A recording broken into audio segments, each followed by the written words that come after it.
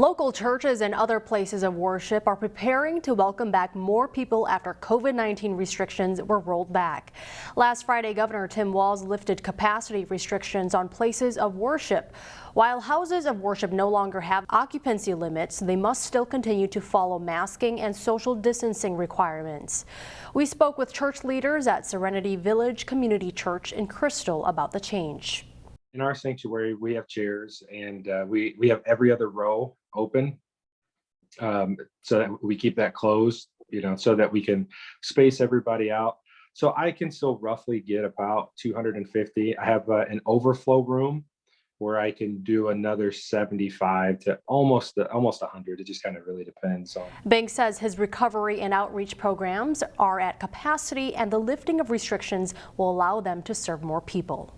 You may have heard or seen several local schools listed on the Minnesota Department of Health website for COVID-19 cases.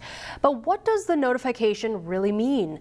Maple Grove High School, Wayzata High School, and Providence Academy are among the schools listed on the MDH website.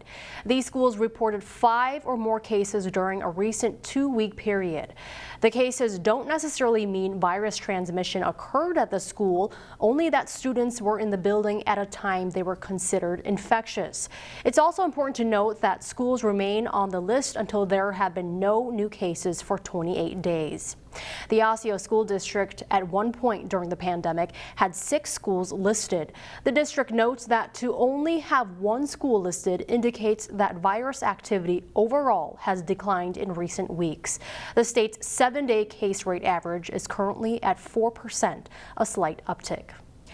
A developer that is building an apartment building in Maple Grove now wants to build in Brooklyn Park, and some of the units would be considered affordable housing.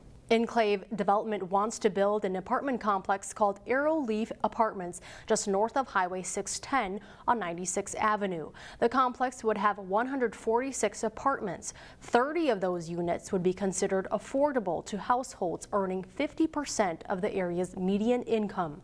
The complex would have a swimming pool, yoga studio, and pet spa. We are less than a month away from voters going to the polls to narrow the field of candidates for Brooklyn Park mayor. There are 7 candidates in the field, including 3 who currently serve on the city council. They are running to replace Jeff Lundy, who won election last fall to serve on the Hennepin County Board. Lundy had 2 years left on his term. And you can learn more about the candidates from a candidate forum held Tuesday night. You can see the replay on our website, ccxmedia.org. The 2 winning candidates from the primary will go on to a special election, which will be held Tuesday, August 10th. The destructive emerald ash borer insect continues to wreak havoc on ash trees. Delane Cleveland recently caught up with a tree expert in Plymouth to show us the problem. Tree removal crews have been a common sight in the southeast corner of Plymouth over the last 2 weeks. But the homeowners in this area didn't hire these contractors for the purpose of beautifying their yards.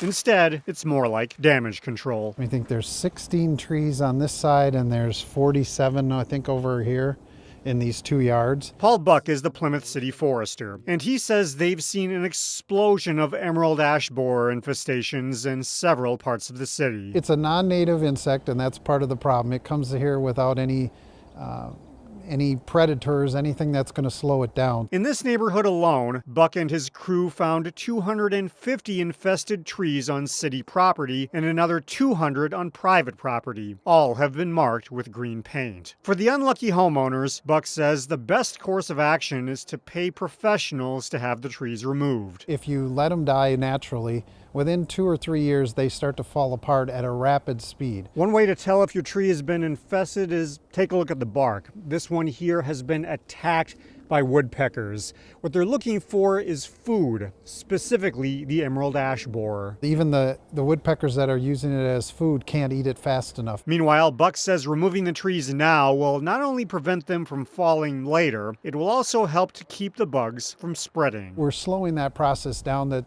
maybe the next neighborhood over doesn't have this huge explosion again. In Plymouth, Delane Cleveland, CCX News. A unique private school for kids with autism is moving to Golden Valley. I had a chance to visit the school. Here's a look at how the move will impact families. Mason and I both like the same game, Minecraft. Morgan Williams can be a little quirky and especially funny. At least I made some of you guys laugh. The 7th grader has autism and has been attending Academy of Whole Learning for 5 years. Academy of Whole Learning gave me my daughter back. Morgan's mom, Michelle Williams, says the Academy changed their lives. My child got to be a child. She went up 5 reading levels our first year here. Academy of Whole Learning is the only private school in the state that specifically serves K-12 students with autism.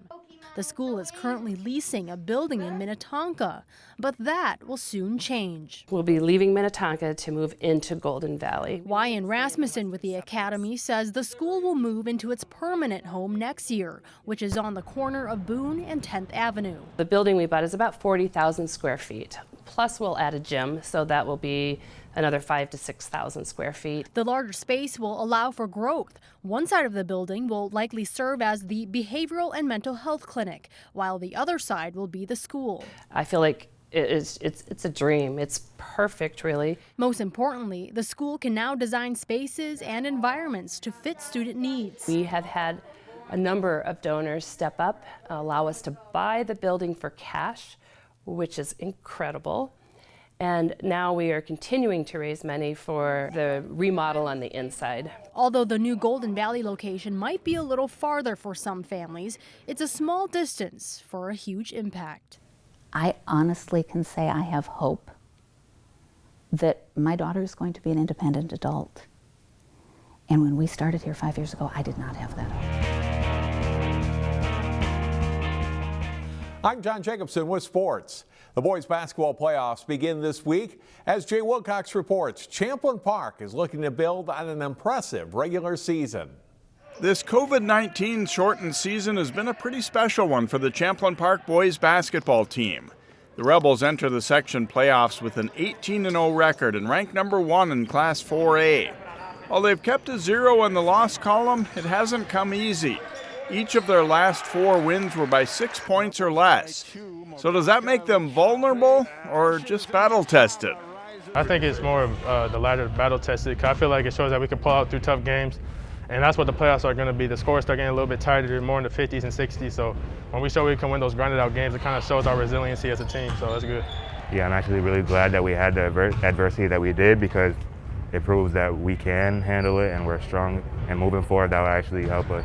I think it's battle tested. I think the boys play with a lot of confidence, and to beat good teams you got to play well, and you got to be able to win close games, and having those opportunities to play really good opponents down the stretch of the regular season is exactly what we had wanted.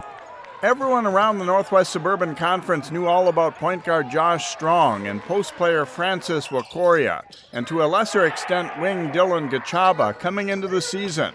But other Rebels who hadn't previously logged a lot of varsity minutes are also shining. It's something that we kind of knew behind closed doors. Like, we always knew that each of these players could go. Even though they played their grade up until this year, we knew they had a lot of competitive spirit. So they were just showing everybody else what we already knew. This is the 3rd time in the past 7 seasons that Champlin Park's gone into the postseason undefeated. Past Rebels have been giving advice about dealing with the pressure. We've been talking to the alumni. They are encouraging us, telling us what to do. We want to get to that point. We want to actually win it, so we're excited for that. Every season's unique. You have different players and different, qualities or strengths and weaknesses, and this team's got a lot of strengths. They are battle tested. They are capable of beating really good teams in our state. So now we just got to string them together come playoff time. It's a well-rounded team that's shown an ability to come through in the clutch. We'll see how far that carries Champlin Park in this unusual season. Jay Wilcox, CCX Sports. Thanks, Jay. The Rebels host Irondale in the Section 5 4A quarterfinals on Saturday. The Section girls basketball playoffs tipped off Tuesday night for some local teams, including Armstrong and Wayzata in Section 6 4A. The second-seeded Trojans were at home for this quarterfinal round game, hosting 7th-seeded Armstrong. The Falcons' Savannah McGowan grabs an offensive rebound and scores on the putback for an early 4-0 Armstrong lead. The Trojans, though, take the lead and extend it here. Anna Koth steals the pass and goes the distance for the layup. 8 points in the game for the senior. Nice entry pass from Laura Hyde into Jenna Johnson, who scores 2 inside, and Wayzata leads by 10. McGowan was tough to stop. She scores 13 first-half points and 27 in the game for Armstrong, but the Falcons trailed by 11 at halftime. Second half, nice work in transition here for Wayzata. Shannon Fornshell, the Siri Prosser, who knocks down the long two-pointer. 9 points off the bench for Prosser. Johnson is double-teamed but passes out of traffic to Fornshell, who buries a three-pointer. The sophomore scores 12 points on the night. Johnson leads all players with 29 points as Wayzata advances to the semifinals with a 69-41 win. Wayzata now hosts St. Louis Park Friday night at 7:30. The Wayzata boys play Minneapolis South that day at 5 p.m. The South girls team forfeited their game with top-seeded Hopkins, so the Royals have already advanced to next Thursday's section final, which they will host. Stay tuned to CCX for more coverage on the winter sports playoffs. Find more prep sports games and highlights at ccxmedia.org and follow us on social media.